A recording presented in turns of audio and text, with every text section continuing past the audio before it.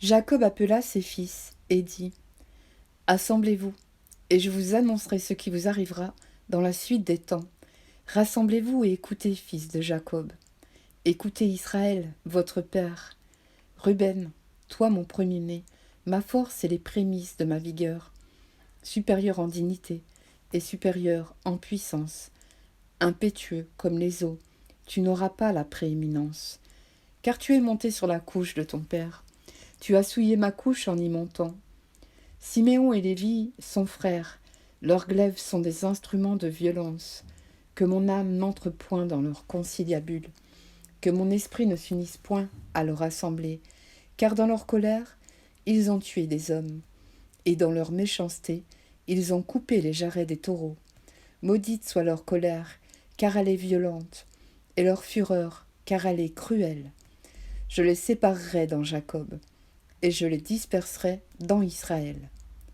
Judas, tu recevras les hommages de tes frères. Ta main sera sur la nuque de tes ennemis. Les fils de ton père se prosterneront devant toi.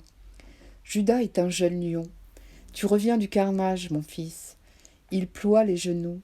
Il se couche comme un lion, comme une lionne qui le fera lever.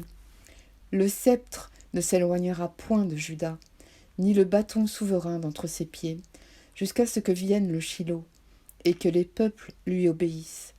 Il attache à la vigne son âne, et au meilleur sceptre le petit de son ânesse. Il lave dans le vin son vêtement, et dans le sein des raisins son manteau. Il a les yeux rouges de vin, et les dents blanches de lait. Zabulon habitera sur la côte des mers, il sera sur la côte des navires, et sa limite s'étendra du côté de Sidon.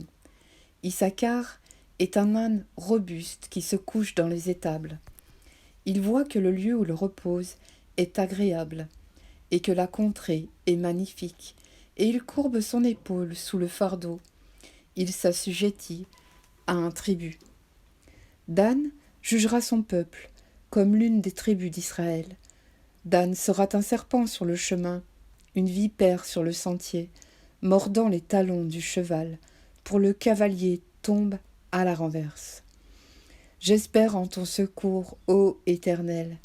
Gad sera assailli par des bandes armées, mais il les assaillira et les poursuivra. Azer produit une nourriture excellente, il fournira les mets délicats des rois. Nephtali est une biche en liberté, il profère de belles paroles. Joseph est le rejeton d'un arbre fertile, le rejeton d'un arbre fertile près d'une source. Les branches s'élèvent au-dessus de la muraille, ils l'ont provoqué, ils ont lancé des traits.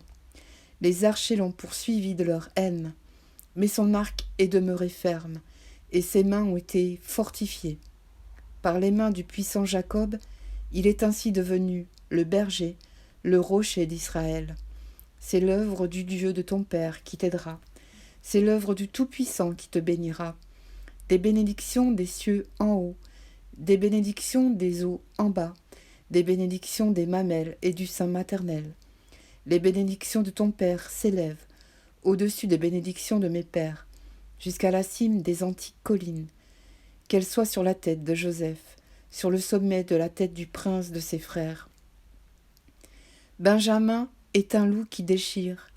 Le matin, il dévore la proie, et le soir, il partage le butin. Ce sont là tous ceux qui forment les 12 tribus d'Israël, et c'est là ce que leur dit leur Père en les bénissant. Il les bénit, chacun selon sa bénédiction.